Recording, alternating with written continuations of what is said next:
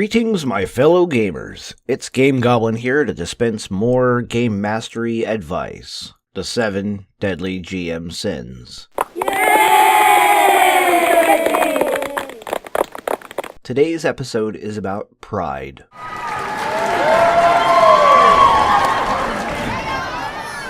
As the saying goes, I've saved the best for last. And oh my god, this one is the best. The sin of pride. You know, when you've got a prideful GM, you have a game that is destined to explode in on itself in the most glorious ways possible, and pride is pretty much the precursor to the previous 6 GM sins I've listed in this series. So, let's get to it. Alright, to begin with, I saved this one for last because the person who invoked and inspired this particular series went so far as to say openly and brazenly that the game did not matter for the players. It was all about him. Nothing screams a prideful GM more than that, and goes against every rule of being a GM. Possible.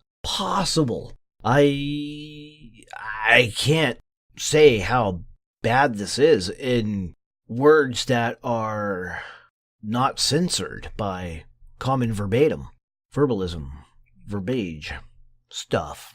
I think you get the point. Anyway, when a GM says that the game doesn't matter for the players and matters for themselves, that's definitely a sign to get the hell out. A prideful GM, honestly, they know they can shake the world. They do.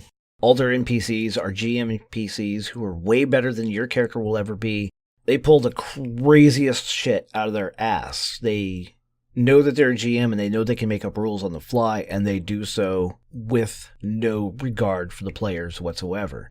For them, the game is all about them. There's just no other way to put it. Your character to this GM doesn't matter, and to counter pride really is a GM has to have the sense of humility. They've got to go through that rough patch that we all have gone through at some point as a GM and realize that they're not king shit. They're not big dick swinging with a bag of potato chips. So they will put excessive belief in their own abilities. They'll recognize that they are the god of the realm of the game that they're running. And unfortunately for the players, they will be more Old Testament God. They will come in, they will lightning bolt people. There will be rocks falling from the sky, killing people. For the smallest transgressions, they take everything overly seriously, and that's why this is the granddaddy of them all. Because a GM who has too much pride in their own capabilities or pride in their game will eventually invoke the other sins. You know, they're beyond being lazy. It's just that the characters or the players are too demanding. They're above being a wrathful GM. They're just responding as the world would respond. Oh, no, they're not envious of the other players. They can do anything better than the other players, which in turn makes the other players go, well, I want my character to be better. Really, any sin previously in this series, first almost always excessively starts out with pride. Exclusively. Excessively. They're so close together. Anyway, we've all gone through that, and as a GM, all I can say is that to counteract this, is you have to approach the game with some temperance and humility. You have to, realize that yes, you are king shit in game. But out of game, you're a person with a handful of dice, a few books, some notes and ideas, and the only reason that you have the title Game Master is because people are willing to sit down at the table and give you a chance. Because without players, you have nothing. And the whole point of role-playing really is to, sit around with friends and have fun. And if your friends aren't having fun, they're going to go elsewhere. And that's going to be a real ding to the pride. And of course, a GM who is vain about their abilities will certainly see it as somebody else's fault. They'll pass the blame to other people for the smallest transgressions. Something will go wrong. Oh, it's always somebody else's fault. It can never be the GM's fault. And at that point, you may want to stop and go, hey, is it really my assistant GMs who are the problem? Is it my players who are the problem? Or am I adding to the fire? The GM who inspired this web series, I went on an 18-minute rant calling them names that I probably should not have in one of our podcasts. I really did unleash. And most of that, of course, was from my own anger at the way the other people were being treated. The pride of this GM was insurmountable. And most of my anger that manifested during my 18-minute rant filled with anger and vitriol was less at how I was treated. I was there for the content, for podcasting and stuff, and eventually this person went far enough to inspire this 7-part series, and most of that was the way they treated others.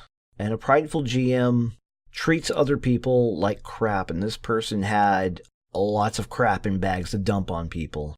And it all could have been very much different. The game could have continued. People could have had fun with their characters if the GM had just stepped off of their soapbox long enough to ask themselves, is it the players or is it me or is it both of us? Just step out of themselves for a moment and look at the situation from a larger picture. But that wasn't the case. If you encounter a GM who's more prideful of their abilities, or they think that they are certainly big dick swinging with a bag of tater chips, you might want to go elsewhere.